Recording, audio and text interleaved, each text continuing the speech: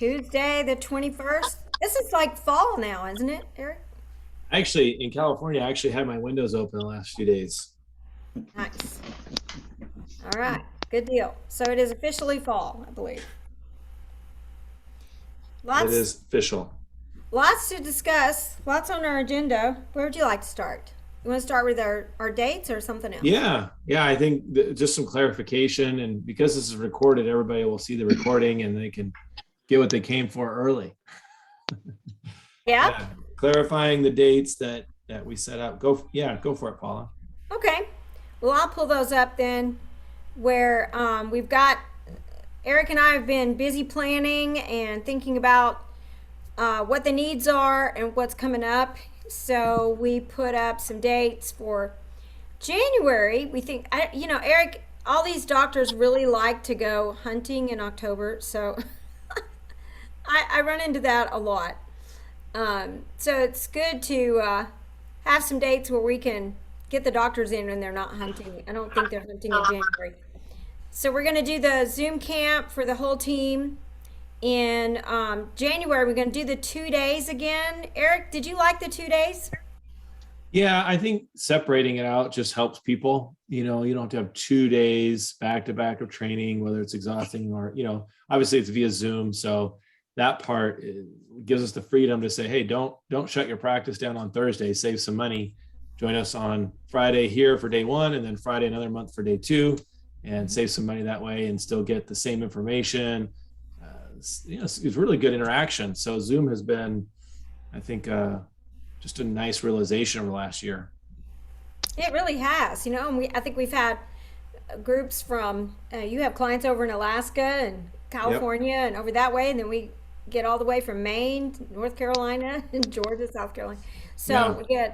we get the whole scope of the country that way too, where other people probably wouldn't be traveling if we did it any other way. Yeah. All right. Hi, Dr. Neil. All right. He's still So connecting to audio, it looks like. yeah, so There he is. we have the two Fridays, and then we have the leadership Zoom camp that we'll do on Zoom as well for 2 Fridays, part one and two. And then the most exciting thing is to come into my house, right? In Tennessee, we're inviting everybody over here. I did this, Dr. Watson, how many years ago was that? Like 10 or 11 years ago we did it at my house? I don't know. I don't think I made that one. Oh, did you not make that I one? don't think I've not been to your house, Paula.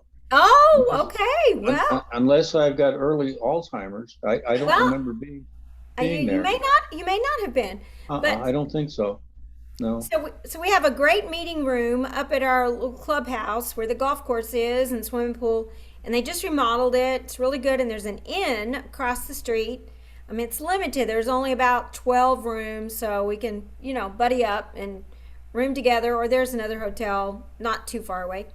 But we're gonna just have a fun, relaxed, retirement-focused golf, lake, mountains, and do some leadership conversation as well. So that's going to be super fun next June. I was just up there today um, talking to we got a great chef, and hopefully they'll do some food for us. So I'm really excited about that. And thanks to Dr. Ted Johnson and the Ipsos seminars for providing our CE. So, So just real quick, Paula, maybe put that back up, because here's what I'm getting questions about already on okay. text. I love Yeah. Dr. Selesky's family photo. That's awesome. Uh, what's the difference between leadership Zoom camp and leadership retreat in person? Oh, well, that's a good question. I think the leadership Zoom camp is kind of like we've done before, with everyone having a part in the program, and we have different speakers, and we do our breakout sessions and things like that. I think the leadership retreat in person is going to be a little more casual, laid back, a little more camaraderie of getting together in person and talking about selling your practice, talking about, hey, I'm retired now. What do I do with my time? Or I'm thinking about retiring. What do I do with my time? Or I want to I'm an associate and I want to buy a practice. And look at you here. You've sold your practice. What can I learn from you? Or I want to form a partnership. How did you do that? How did you set that up? And just talk about that as a group. Yes. Will there be different topics being discussed in Yes. Zoom camp versus retreat then? Yeah. Yeah. That's the way I'm seeing it. Is there'll be the leadership retreat in person will be different topics than the leadership retreat that's a Zoom camp. Zoom camp, yeah. That's 2 separate days, March and April. And then who attends leadership Zoom camp versus team Zoom camp? Well, we were talking about that today, and Yeah. of course we have doctors. I mean, if office managers want to come and you want to spend some time with your office manager on the leadership Zoom camp, I think we can include that. Sometimes spouses like to come to the one that's in person. Yep. So the spouses really enjoy talking to each other. Maybe they're hunting widows or golfing widows, what it'll be, right? or golfing widowers, or So when we get the spouses together, that's really a lot of fun. So it's just a different atmosphere of the one in person, and we've just had a lot of requests to do another one in person.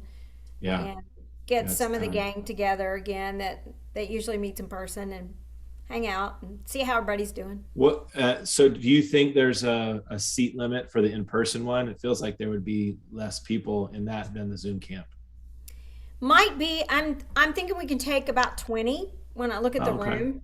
All right. And when I look at the end, like I said, there's about 12, 13 rooms over there if they're not all full. That's on Airbnb, but there are some condos around, and there's another hotel. But I think, I really like that cozy atmosphere. When we get about 20 people, that's really good, I think. Yeah. And then leadership Zoom camp, we keep that to about, we haven't really ever set a limit to it, but it seems like it's always been that 20 to 25 range on Zoom camp.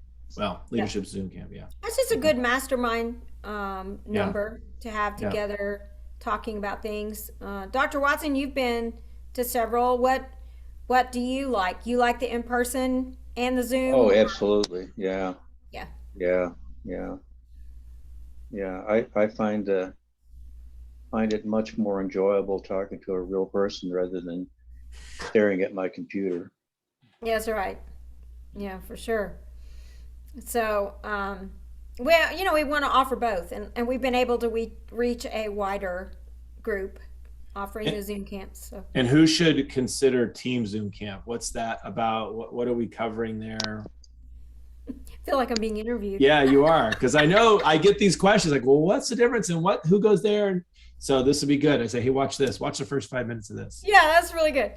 So the team Zoom camp is really a lot of fun. That's for everybody on the team. Doctors, every single team member, where we're going to go through the skills. We're going to go through, purpose, vision, and we're going to go through meetings, and we're going to go through transforming our fears, like self-esteem, approval addiction. Nobody has that, but we just talk about it. And we talk about the personality profiles, and we talk about team harmony. We talk about asking questions. We talk about scheduling and case presentation, Eric's favorite thing. How to get the patient to say yes, finding out what the patient's goals are, objections, transfer power. We talk about cancellations, did I say that already? Marketing. All kinds of things, financial arrangements, systems, verbal skills, all that stuff. Yeah. So if you have we've been dealing with so many new team members over the past year. This is why we put this up for you guys, so that everybody can be on the same page in 2 days. Now, you could send them on their own to Zoom camp, or you can accompany them either way, right? That's right. Yeah. Okay. Yeah, it's great. Some teams have just all met together in their office and get on Zoom. Yep. And so they're having an office meeting while we're all meeting, and then some join individually. So just depends on the situation. Yep. All right, cool. Thank you for clarifying that, Paula. Yeah, well, kind of made that up as it went along, but Put you on the spot here. All right. That's okay. It's all right. But really, we want people's feedback.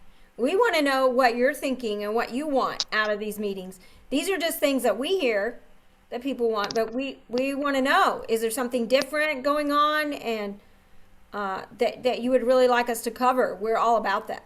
And really, these are your requests. This is why we're doing it. We're not just making this up. We're doing it because we get requests for it. Right, Eric? That's right. That's right. And we do the individual practices one-on-one, just like this. This would mean there's just more Yes. fun, more people. So, Yeah. Yeah. All right. Cool. Thank you, Paula. Yeah. All right. Awesome. So topic number 2, hiring updates. What's working, what's not. So has anybody hired anyone recently and went, oh, wow, that went well because I did this, or wow, that was really bad, and look what happened here. I don't ever want to do this again. I know Dr. Pierre hasn't had to hire anybody in like 4 or 5 years, so that's good. Yeah. I was just looking at it, and I think we've hired 10 people in the last year. Oh, Wow. bless your heart. We're How many- about 70%, meaning that 3 of them didn't work out. That's what I was going to say. How many of them are still there? Okay. Now, Yeah. All right. So for everyone's benefit here, Dave, do you mind if I call you Dave? Yeah, of course not.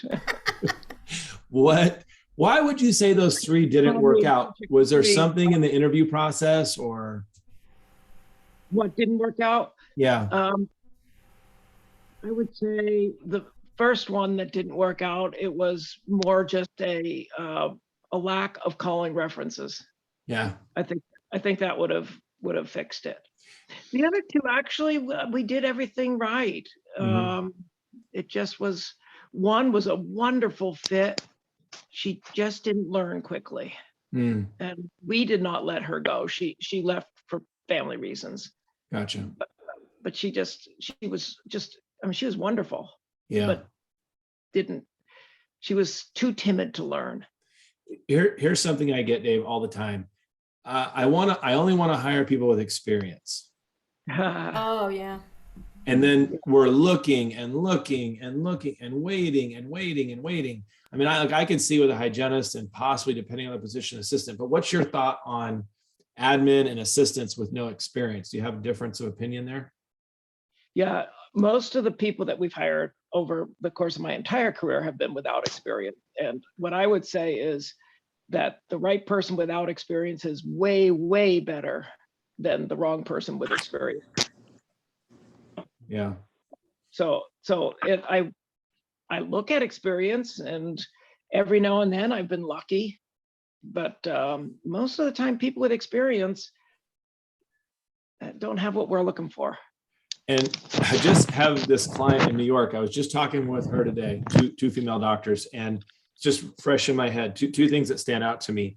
This experienced applicant wants like $15 more an hour than anybody else. And number 2, they hired someone. I'd talked to them in July. They were very excited. They hired this new assistant. And then August, like, oh, we had to let her go. She was crazy. It's like, what was missing? And you said it early on, they didn't call previous doctors. Mm. Yes. And I want to clarify that references. It's not just who do they reference on their resume, but who do they work for that we can call and say, hey, what can you say about this person? Right. Yeah. You know, I have a reference check form, Eric, that I had an attorney look at, and it might be appropriate for every state except probably California. I don't think you can do this in California, but these were some of the questions. Most of my clients in California don't care. Yeah. Okay. Well, The reference check police are coming. No, Yeah, there you no, go. I'm joking. Yeah, you want to follow employee hiring guidelines, please. Being yeah, sarcastic. please do in your state. Yes. Make sure it's okay in your state. But I had an attorney look at it, and she Yeah. thought, most everything was fine on here. But these were some of the questions I thought were pretty good. Of like, can you tell me about their communication skills, attendance record? So these are kind of facts instead of, Yeah. some of them are facts. Give me an example where she could improve. How did he or she handle constructive feedback?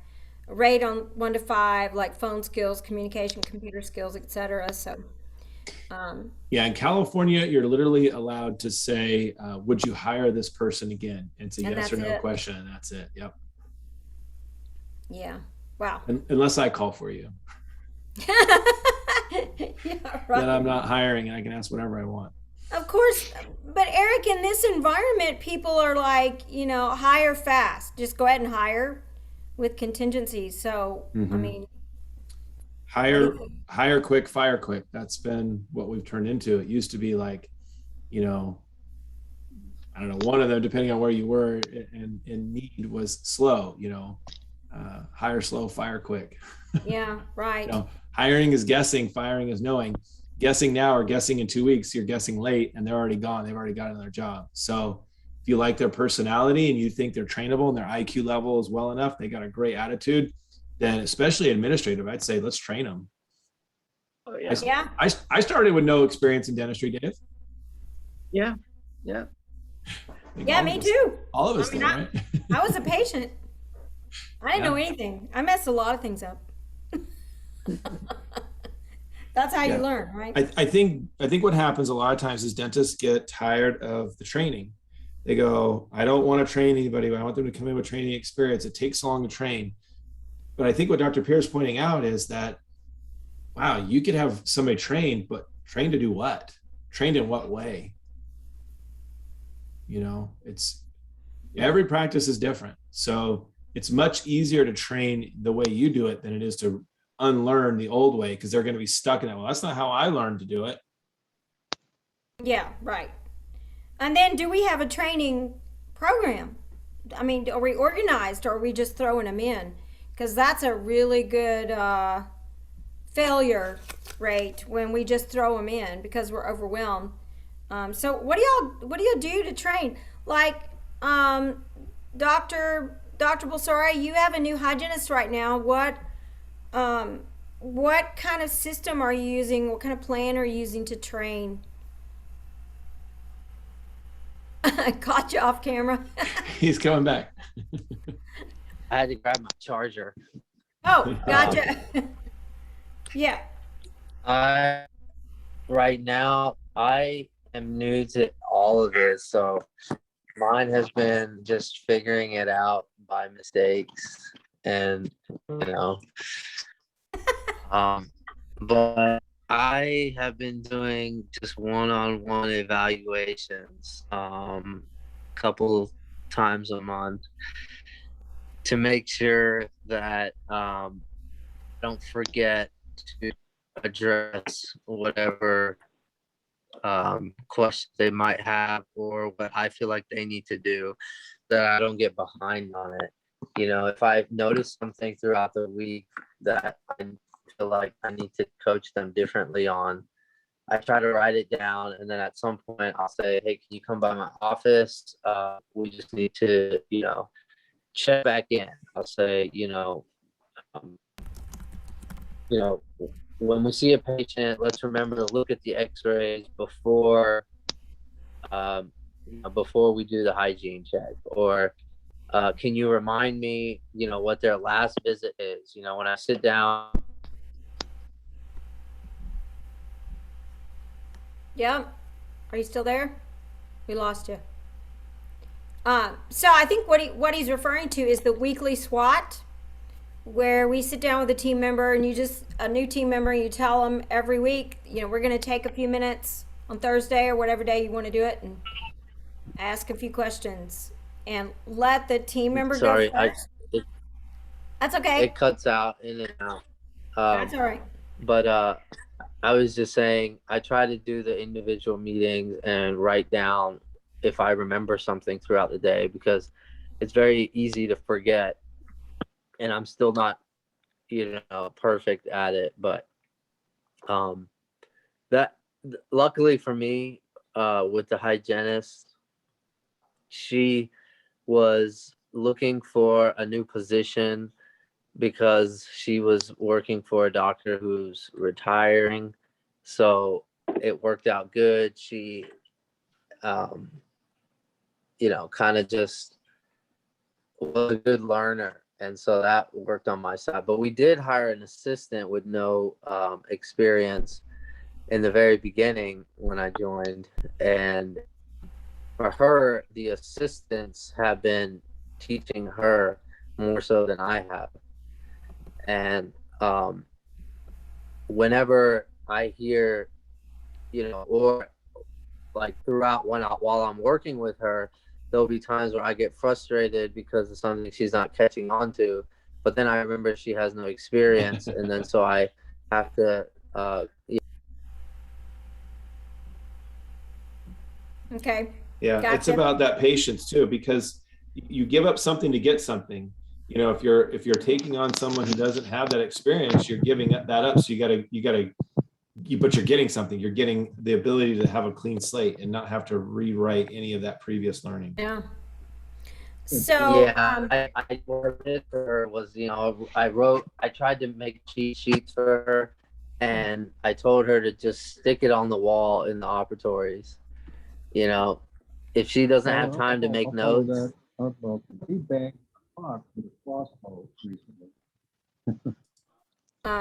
Didn't quite hear that. So, yeah.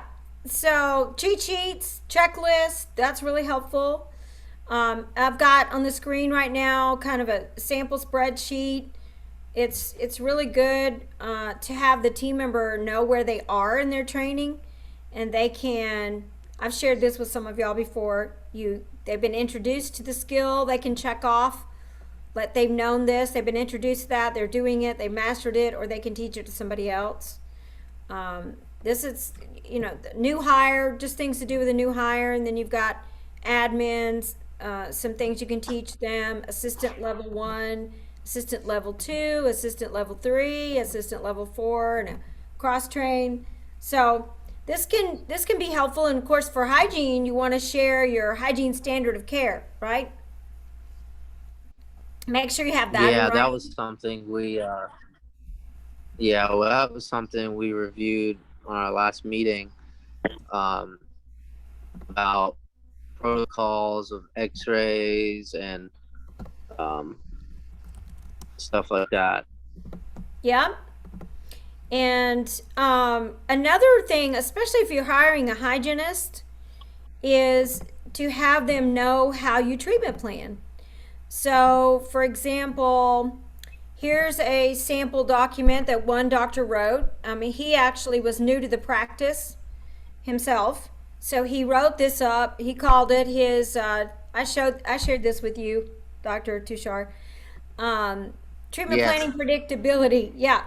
So he goes through all the different types of treatments, and he writes down pretty much what he would do. It took him a while. This is like 5 pages of different things of how he would treatment plan, so that the team understands that, or a new hygienist or a new assistant or whatever would understand how you treatment plan. And that can really speed up the process with the patients when they're confident in predicting what you would do.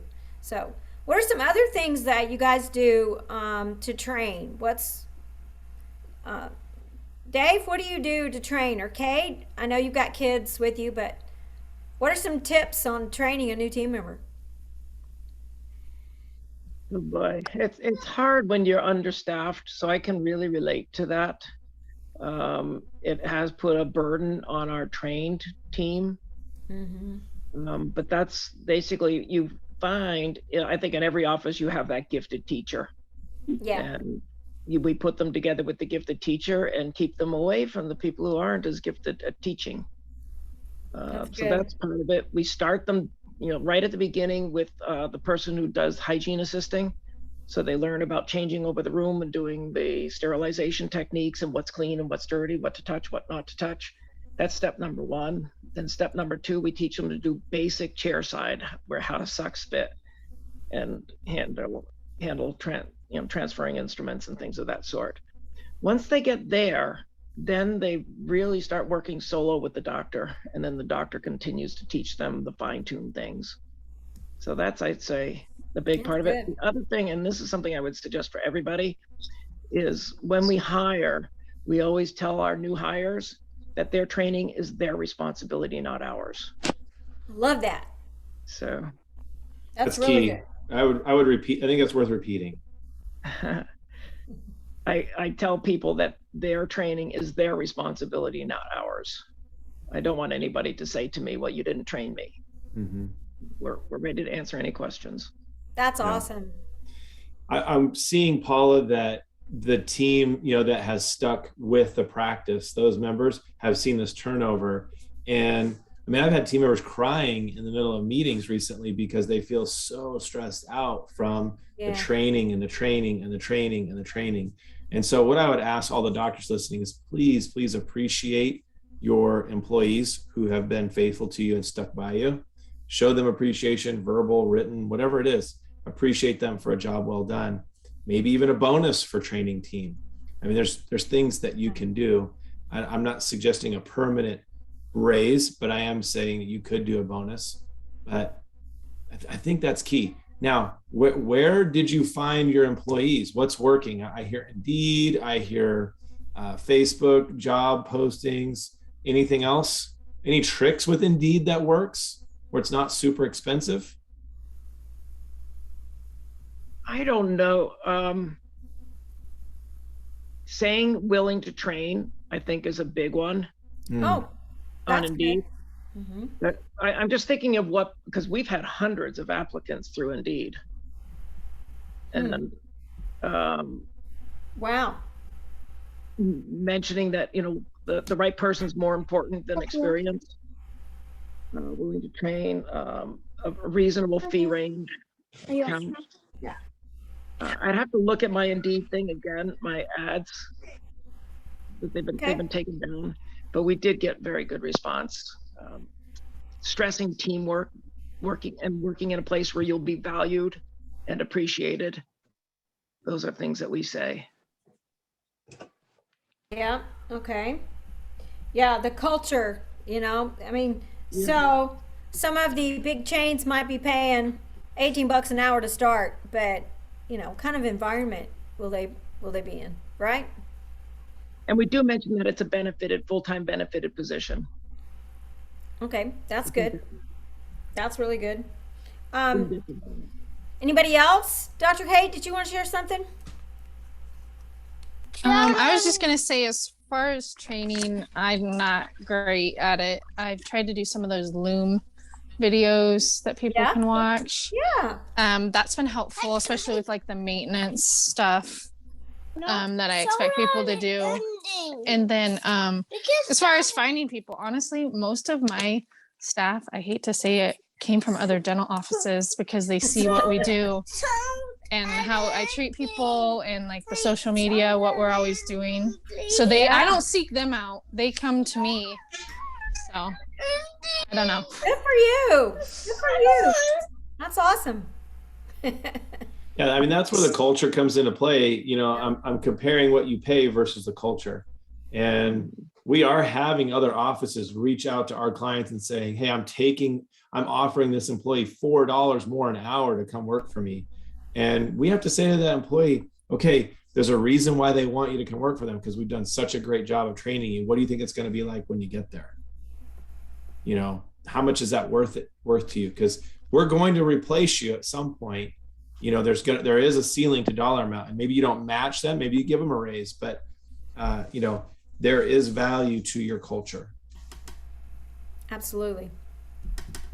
Well, I wonder what questions we have from the group. We have Dr. Neal on. Did you have a question for the group? I know you're probably on mute. No, you're not on mute. Nope. I'm listening. Okay. Question, not at this point. Okay. I'm just kind of taking everything in. Okay, good. What people have to say. All right, good deal. Well, I just want to make sure we're touching on all the bases. Dr. Bulsara, did you have a question for the group? No, not at this time. I was just wondering in my head though, my practice is, with Dr. Watson and this practice I joined is, has got a culture that is very positive and it's great. And that transfers to the patients a lot of times. But like this early, I had some obstacles figuring out my own overhead, getting all my finances in straight, still working on getting a CPA and figuring out my numbers and the incoming, the loans and all that. And so I wanted to ask, I guess, how exactly do you convey the value of the culture? Because it's something I'm setting up, and I feel like it's evident, in the way that we work every day. We work really well together. The staff is, when we're not like in the zone, a lot of us are, happy. We're making jokes, we're laughing, but then, everybody does get stressed at some point. And sometimes this early, it's hard to exactly put a value on that so early. I almost feel like, it's kind of like that leadership thing where I forgot what it is. They do what something about, they don't do it because they respect me. They do it because they have to at this point. Oh, the 5 levels of leadership. Level 1 Yeah, versus so- level 2. Yeah. So right now, they're all kind of like, they're doing their job and everything because they have to, but I'm working up to they do it because they respect me, and they do it because they're happy to do it. And I thought, I think we're getting there. We're definitely getting there. And I feel like we're headed in the right direction. I just know that at one point it got a little rocky, and I feel like we're making good progress. But that's a struggle. I know in the beginning is just making sure that I get to that level 5, where it does become more value on the culture instead of so much focus on everything else. Yeah, it's earned. I mean, Dr. Yeah, Watson, it has to be earned. Dr. Watson earned it. Yeah. He didn't start out that way, and I'm sure some of the other doctors on here. Dave, are you still with us? Yeah. Yeah. What would you say to Dr. Bulsara's question there? It sounds like he's on the right track. I like what he said about trying to move up the ladder. Say it again. What was the actual question? So it's how do I sort of convey the value of the culture this early? Because it's easy for some to say, well, we can go find a job, especially right now where everybody's offering $1 million an hour for work that's probably not as hard, but the culture is going to be different. Okay, have you written your vision and shared it? Yes, I have, and I shared it once, and in my mind I was thinking it's probably time to share it again, because I think that in my mind, I know where I can see the vision playing out, and it's probably be helpful to read it again and share it. Yes, and ask them for input. Ask them what they like about the vision, and if there's anything that they see that they would like to see different. And then ask them to write down the things that they really like about the culture and things that they think could be improved on your culture. And then have a team meeting around your culture, around how to develop that culture that you're trying to develop. I see. Dr. Tashara, in that book, 5 Levels of Leadership, there's actually a checklist, and I've photocopied my book I took a picture and printed it, so I didn't actually write in my book, but you actually check off what your level 1 are. You need to hit 8 out of 10 of these to move to level 2, to move to level 3. But at the end, it says, okay, what does your team think about you? Right. And you ask them to evaluate you. And that shows you where you need to go as well. You gotta have tough skin. You gotta be wanting to be a leader to hear that feedback, because you're going to get things all over the map. I would not have a team member do this that you're not happy with, that you're thinking about letting go, because it's typically anonymous, and you're going to wonder, I hope that's the person I'm thinking about letting go. Right. Or moving away from. You're not sure is going to work out. Don't have that person fill that out. Have someone that you've worked with for a long time fill those questions out and see what sort of feedback you get in. So you know what you want to work on. That's going to help give you direction on, moving up that leadership in your styles. Okay. Yeah. Mm-hmm. Quick question. Are you wanting to convey it to your existing team members or people that you want to bring in? I guess your culture. It's the existing. it's the existing right now. We have a pretty solid crew that all the spots are filled. I mean, we could always use help with another assistant, but I feel like the ones that I have, I want to be able to keep happy and move together up the levels. Gotcha. Yeah, and I would also I have everybody fill out like a sheet of like ways that they like to be appreciated, like whether it's verbal or like it says like what's your favorite candy bar. Like if they've done something good, sometimes I'll surprise them each with like their favorite Snickers or something. Like I think just doing small things like that, it doesn't have to be like a big gesture. I mean, I definitely think all the ideas have been good, but sometimes even small things like that mean a lot. I think that's a really good idea, because part of that is learning who my team is, because I don't know. I'm still learning, who likes what, or like, should I not talk to somebody in the morning, or, don't come to somebody with problems, or if it's a computer problem, don't ask this person, stuff like that. I think our little things are probably help me move up that ladder by showing them that like I'm thinking about them. Right. No, yeah, because we all have different ways that we have appreciation. I think there's even a book like Love Language of Appreciation in the Workplace or something by the same guy who did the love languages. Yeah. Yeah. I'm working on my love language with my girlfriend. Oh, all right. That's great. Yep. There's one other book he wrote, The Things I Wish I Knew Before I Got Married. Make sure you read that one too. It's very good. I like that. That's awesome. 42 years too late for me, but yeah. So what she's talking about, the love languages, for those that you don't know, it's an awesome book, and it's kind of like our personality style. The way we like to be appreciated is different. Like she was saying, some people like gifts, some people like quality time, or most of us like all of this, just depends, but usually we have one or two favorites, and there's a quiz that goes along with this.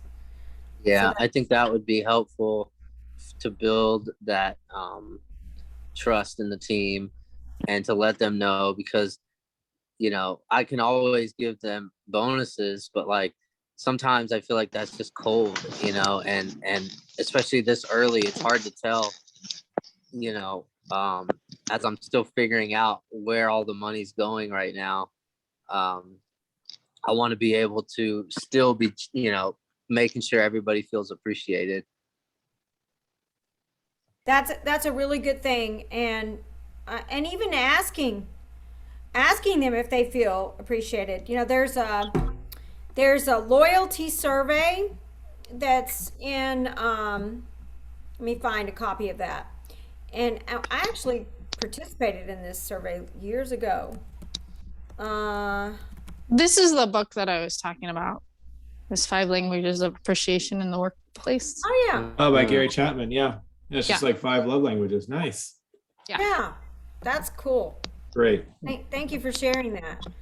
So we've got the loyalty survey, and sometimes we just go around the room, and you can give them this as a page to fill out, or you can just ask them individually on a scale of 1 to 5.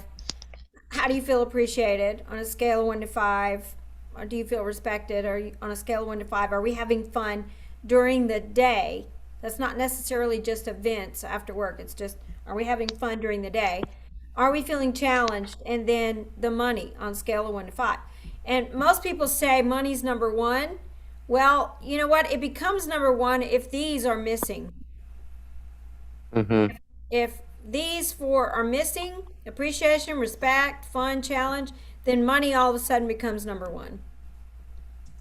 Mm-hmm.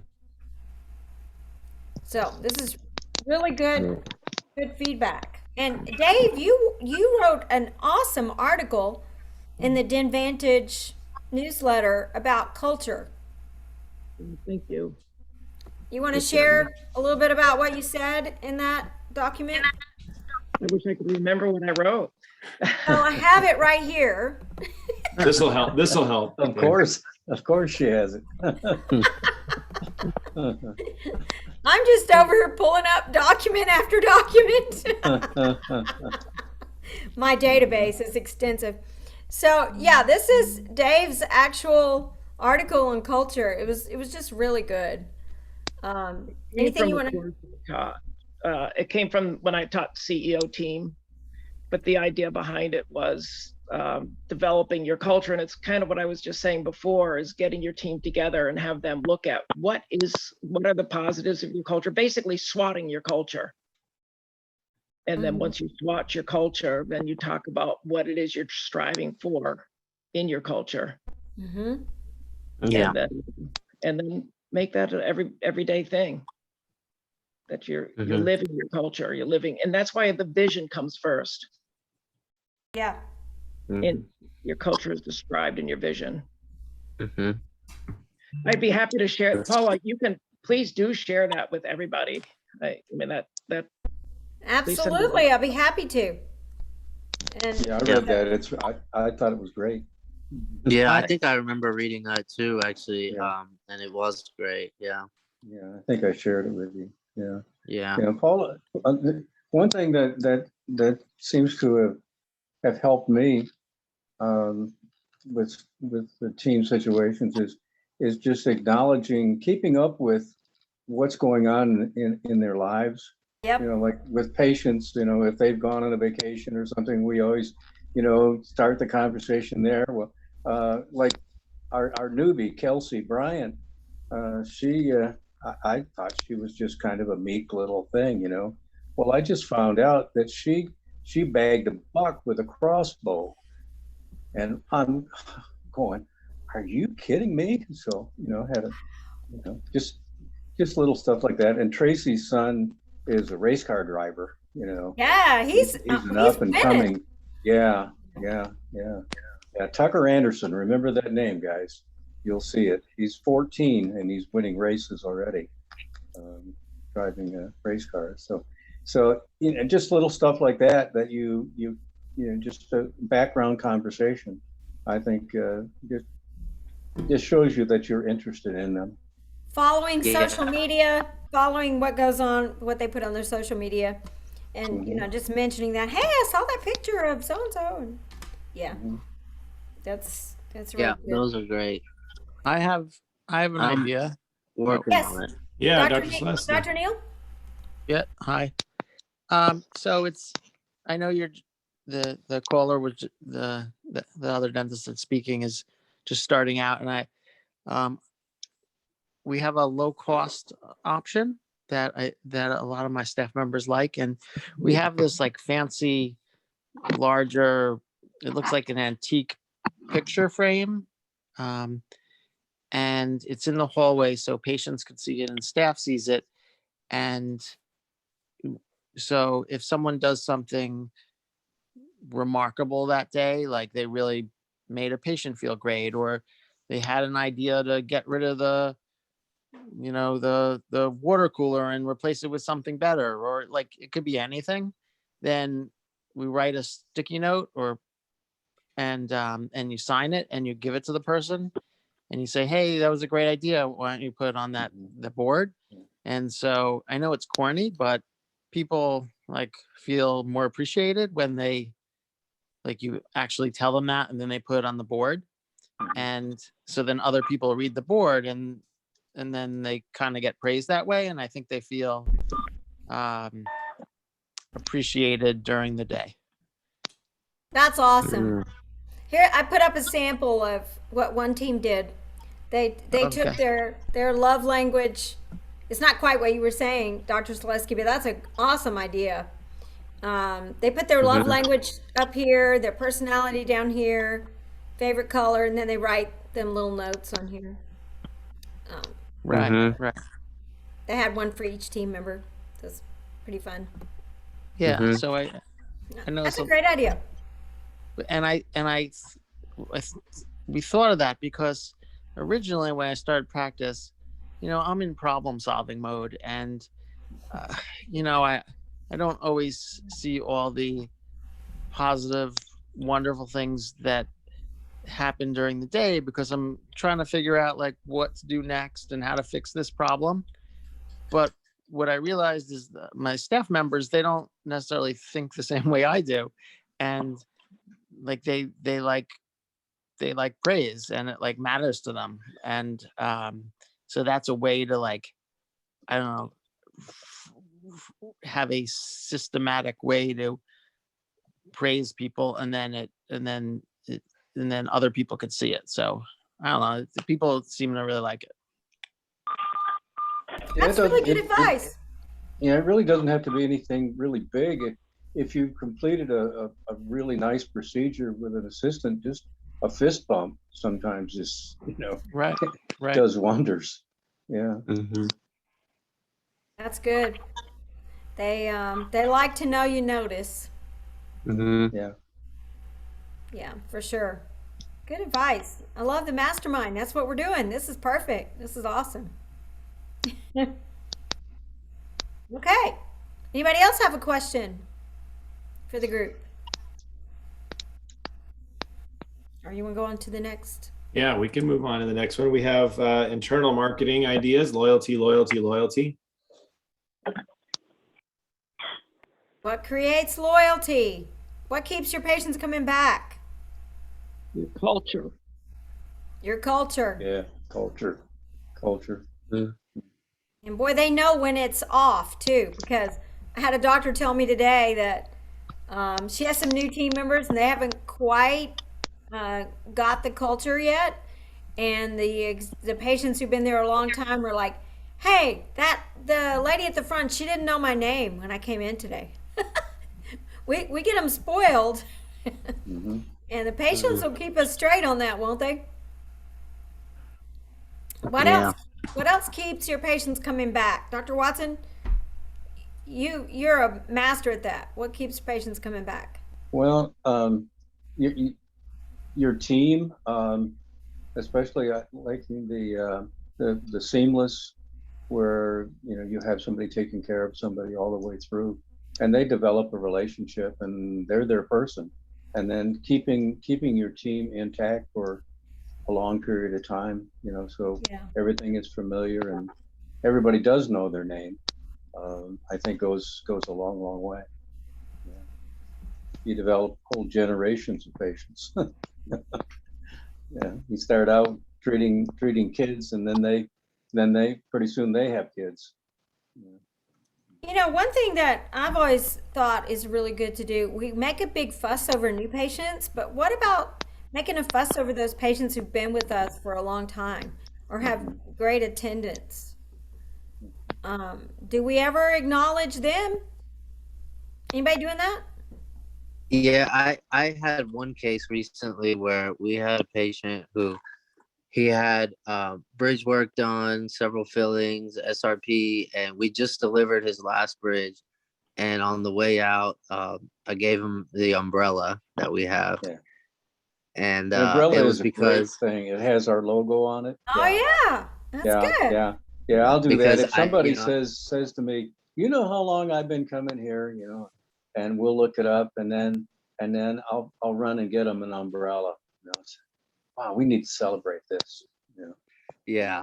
And he was really happy because he said, he's like, "Oh, for me, like, and it's free." And I said, yeah, it's because you've made all your appointments. You've been a great patient. We got all your treatment done, and we've come a long way. So, we wanted to share that with them. That's awesome. That's exactly what you should do. That's really, really good. And they'll tell somebody else. You know what else creates loyalty, Dave? Yes. There's a thing called a membership plan. Yes, you read that. Yeah. Yeah. That's right. How does that create loyalty, Dave? Well, once they've made a commitment to your office, they're paying by the month, so they don't have to pay when they come in. And and when they are given a treatment plan and they see that they're going to get several $100s off on that treatment plan, it's amazing. But it just changes everything. Mhm. I am thanked every day by patients for that. It really does. I have a little story. If somebody else wants to share, if I can find this real quick, I would like to share it about membership plan and loyalty. Anybody else have an idea?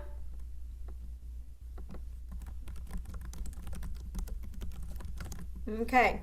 The biggest thing is just really A, doing good quality work, and B is caring for your patients. And that whole thing about they don't care how much you know until they know how much you care. You have to show them that you really care. And once you do that, Right. it's so easy because the competition is not very good. Yeah. You're so right about that. Let me just share this with you right here. I just think it's profound the way it is. So, it says, okay, retention versus attrition. Studies have shown automatic payments increase retention and loyalty. So we're talking about membership plan right here. In an economy where everyone is closely watching every monthly expense, if your patients are not paying in full or EFT, you are sending them a monthly statement of how much they're paying for a service they rarely understand and honestly wish they could do without. Picture them sitting at the kitchen table going through today's stack of bills with a TV providing background noise and commercial for another dental office comes on sharing how they can have an exam and cleaning for free, or we take all insurance plans. It just became all about price. Mm. I like the way that's said. They're sitting there with the stack of bills. If you're still sending paper statements, which are out of style, where do you think the dental bill is going to go? Way down. Way down there at the bottom. It's going to go right on top of the trash. I was gonna say on top of what? File number 13. Yeah. Uh-huh. And then they hear that ad for free exam and cleaning, and they're looking at your dental bill and that ad, and they're like, I don't think I'm going to pay this. I'm going to go over here. So true. Yeah. I think, look, I would just say this: thank your patients verbally, get your team associated with saying thank you a lot, show appreciation as much as you can.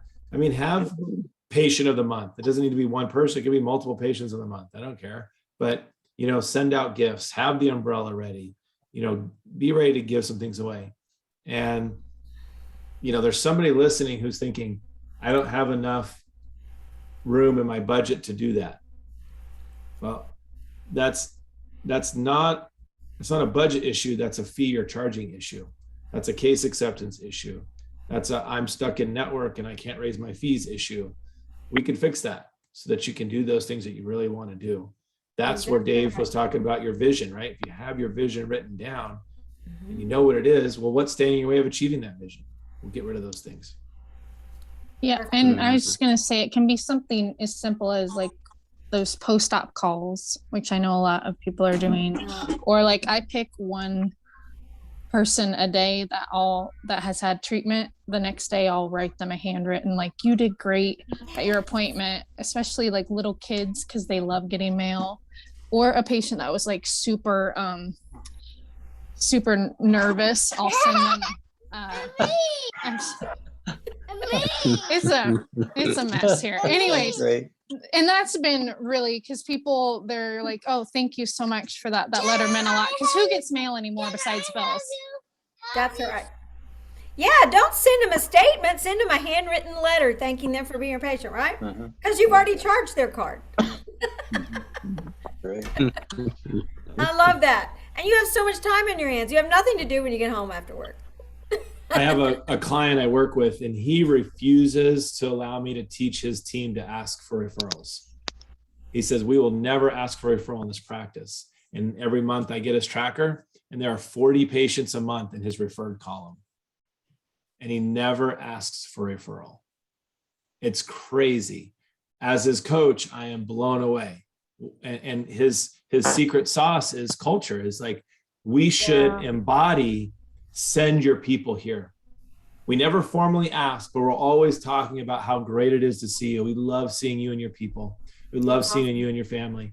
And they just show appreciation so much and incorporate their patients into everything they do. And they have just a really good positive energy and attitude. And they're not a library walking on eggshells, don't make any sound. You know, that's not the style. There's laughter in there. Like, you know, some of you have said today, it's a good time. It's not a smelly dental office. You know, it's not this, and it's been hard with the PPE thing. You know, that part's been hard, but there's a personal connection that you have to do. And I say, we're in the tooth industry, but we're in the relationship business, right? Mm-hmm.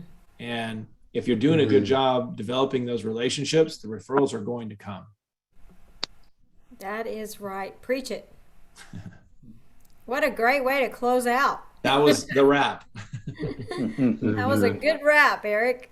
Yeah, we didn't get to how to get new patients in quickly to your practice without sacrificing quality. So I will just say that is the exam typing model that we've used for years and years and years. You know, Dave Peer, Ted Morgan, you know, it's have multiple streams of way to get the new patient in, and don't feel like you have to get everything done at once, but start to develop relationship. Give yourself freedom to do comprehensive care over a 2-month, a two visit appointment, which we're going to do anyway for a consultation. Tax Delta Dental. I like that idea. Yeah. Somebody sent me that today. Just had to put that up. Sorry to interrupt your That's serious good. comment there, Eric. I go humor. Let's make jokes. So somebody famous or infamous wore a white dress lately, and they wrote something on the back of their picture. So. Anyway, we won't go there. But yeah, what you said, Eric, was really important. Yeah, exam typing. No, look, don't tell me your new patients are waiting 2 or 3 weeks to get into your practice. Don't tell me you got to do that because you're doing a 2-hour new patient exam. Or if you're going to do that, then just understand those are major friction points, and it's impossible for you to grow your practice to a new patient route. So, yeah. Friction. That's the word that goes with that whole thing of, you know, what I read about loyalty and the payments. Yeah, you're creating friction when you're not making it easy for them to want to do business with you. Yeah. I love that concept. Exam typing. Yeah. Okay. That's Ted Morgan's. Ted Morgan developed that, and it is really good. I have a slide on it if you guys don't have it, but I can send it to you. Sure. Yeah. Yeah. I mean, the concept is basically give yourself permission to look at this patient's mouth before you decide how much time do I want to spend with them at my next visit for the exam. And you could start the exam that day. Just don't feel like you have to finish it. But if it's simple, finish it. If it's complicated, get them back and finish the exam and do the consultation at that same visit. You're just making, same like the time, same number of visits, you're just breaking it up in different places. It's really a simple concept. Mm-hmm. And you can also tell a lot from the phone call. If you've got your team doing some good research on the phone call, you kind of know where to put them too. And we're getting these COVID cancellations like you would not believe in hygiene. And the doctor says, oh no, the new patients have to see me, and I'm a month and a half out to see a new patient. Well, no, you have an hour tomorrow in your hygiene schedule, use it. That doesn't mean you have to do a cleaning. You can have that be your assistant who's well trained to see a new patient. Mm-hmm. All right. All the kids, the Dr. Selesky picture with the kids, Dr. Haig. Yeah, I love it. Yeah. Dr. Pierre's a kid. I mean, this is amazing. Dr. Allgood, I know you're on there. Thank you for joining us. I'm sorry your computer. I just saw your email about that. So thanks for joining. Well, certainly. I've enjoyed the conversations completely. Oh, good. Good. There you go. Hey, Well, Andy. Good to have you on the Hello. call. Yeah, I think y'all probably didn't want to see me on the video anyway. What the heck? Okay. All right, good deal. Okay. Okay, well, I think we can wrap it up here, and I hope everyone has a good evening, and thanks for joining us. What great ideas shared tonight. I just love it. That was good. That was Thank good. you all for helping each other out. Yeah. Thank you. All right. Thank you. Okay. All right, Thanks, guys. guys. All right. Good evening. Boy. Take See you all care. down Be the safe. road. Okay. All right. Bye-bye. Bye.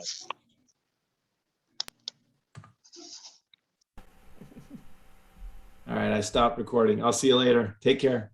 Thanks. All right. Bye.